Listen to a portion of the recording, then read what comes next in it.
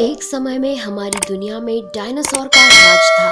वे चलते थे जहां हम चल रहे हैं, इसी हवा में सांसें ली, इसी धरती पर लड़ाइयां लड़ी। इन दैत्याकार बड़े विचित्र डायनासोर ने करीब 14 करोड़ सालों तक इस धरती पर राज किया।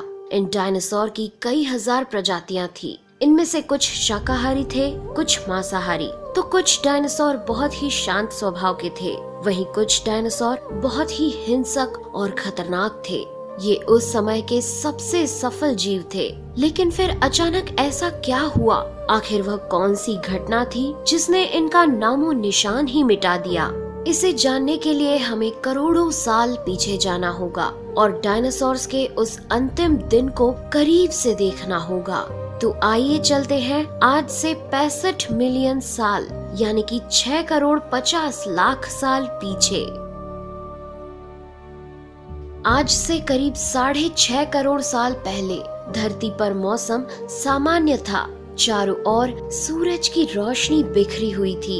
लंबे लंबे पेड़ों से टकराती समुद्र की ठंडी हवाएं और चारों तरफ डायनासोर के चिल्लाने चिंघाड़ने की आवाजें। जब ये सारी डायनासोर प्रजाति बड़े ही आराम से धरती पर अपना जीवन बिता रही थी, तब 10 करोड़ साल पहले ही इनकी किस्मत लिखी जा चुकी थी। 10 करोड़ साल पहले एक छोटा एस्ट्रॉइड का टुकड़ा जो सुदूर अंतरिक्ष से आ रहा था, वह पृथ्वी से लगभग 20 करोड़ मील दूर मंगल और बृहस्पति के बीच बने क्षुद्र ग्रह बेल्ट में घूम रहे एक बड़े एस्ट्रॉइड से जा टकराता है। इस टकराव से उस बड़े एस्ट्रॉइड की दिशा बदल जाती है और वह क्षुद्र ग्रह बेल्ट से निकलकर सीधे पृथ्वी की ओर 22,000 मील प्रति घंटे की रफ्तार से बढ़ने लगता है। जब यह एस्ट्रॉइड पृथ्वी से 3,84,000 किलोमीटर की दूरी पर था, तब धरती से शायद डायनासोर का अंत ना होता यदि यह एस्ट्रॉइड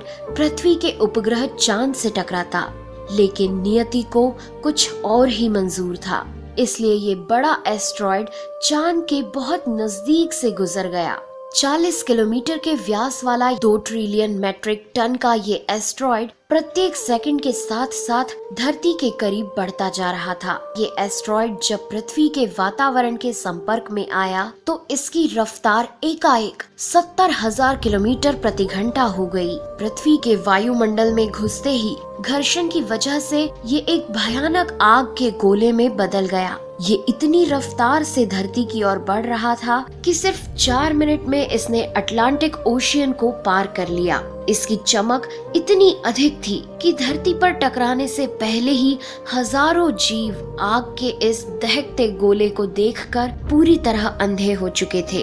ये जीव उस उल्का को देख नहीं पा रहे थे, लेकिन वह उसकी भयानक गर्मी को महसूस कर रहे थे। कुछ ही क्षण में ये एस्ट्रॉइड मेक्सिको की खाड़ी के पास जमीन से टकराता है और लगभग 35,000 डिग्री सेल्सियस की ऊर्जा वाला एक भयंकर विस्फोट होता है। इस टकराव का विस्फोट लगभग 10 हाइड्रोजन बम के विस्फोट के बराबर था। ये विस्फोट इतना शक्तिशाली था कि इसके टकराते ही धरती की लाखों टन धातु अंतरिक्ष में चली गई। टकराव वाली जगह पर 180 किलोमीटर चौड़ा और 20 किलोमीटर गहरा गड्ढा बन गया। विस्फोट के कारण इस गड्ढे का सारा मेटल और पत्थर आसमान में धूल के बड़े बादल में बदल गए। 16 मिनट 40 सेकंड बाद जमीनी टकराव की वजह से धरती के अंदर चारों ओर 11.1 तीव्रता की भूकंपीय तरंगे उठने लगी। इस वजह से समुद्र में विशालकाय लहरों का निर्माण हुआ और एक के बाद एक सुनामी की लहरें चारों तरफ बढ़ने लगी। भूकंपीय तरंगों ने सभी सक्रिय ज्वालामुखियों को दहका दिया, जिसके कारण जगह जगह डायनासोर का विनाश शुरू हो गया। धरती के महाविनाश की प्रक्रिया आरंभ हो चुकी थी। इस भयानक विस्फोट में रेडिएशन की मात्रा इतनी बढ़ गई कि इसके 800 किलोमीटर के दायरे में आने वाले सभी जीव जलकर पूरी तरह राख के ढेर में बदल गए थे। इस महाविनाश में उड़ने वाले डायनासोर इन जमीनी खतरों से तो बच निकले, लेकिन ये तो महाप्रलय की बस शुरुआत मात्र थी। विस्फोट की वजह से जो लाखों टन मेटल, पत्थर और धूल अंतरिक्ष में गया था, वह ग्रेविटेशनल पुल के कारण ठीक 40 मिनट बाद आग के गोले के रूप में पूरी धरती पर बरसने लगे।